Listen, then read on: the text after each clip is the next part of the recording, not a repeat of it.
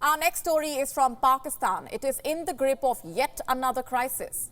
A crisis that has left hospitals in disarray and embarrassed the Shehbaz Sharif government.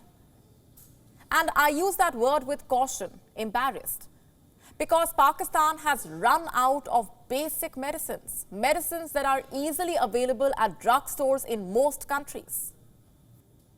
Let me now take you through their names: Panadol, insulin, Brufen, Disprin, Calpol, Tegral, Nimesulide, Hepamers, Buscopan, and Rivotril.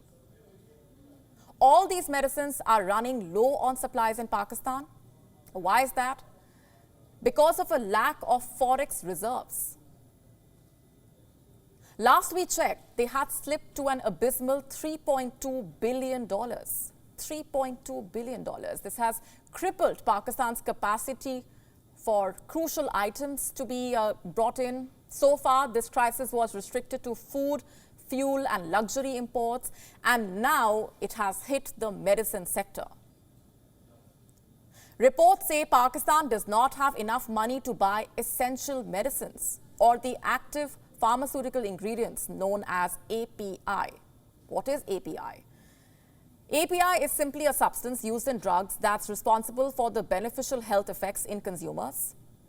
An example could be the acetaminophen contained in a pain relief tablet. Right now, Pakistan cannot buy any of these, neither the medicines nor the active ingredients. The drug makers claim that commercial banks are not issuing new lines of credit for their imports. And the result is this: pharmaceutical manufacturers have been forced to slash their production. And this has left many patients battling for their lives in the hospitals.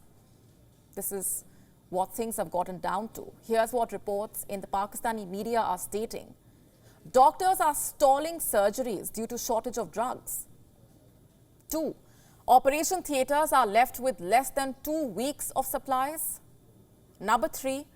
Critical drugs required for sensitive surgeries are out of stock. And number 4, people working at hospitals are also at risk of losing their jobs due to these shortages. In a nutshell, this crisis is serious. But the question is why?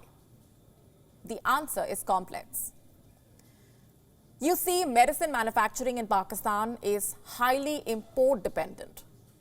Nearly 95% of the drugs requiring raw materials come from other countries like India and China.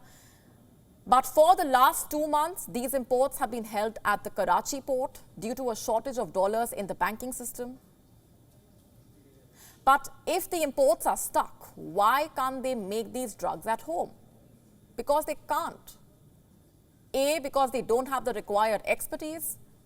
B, because making drugs at home is costly, especially now due to rising fuel costs and transportation charges, along with the sharp devaluation of the Pakistani rupee.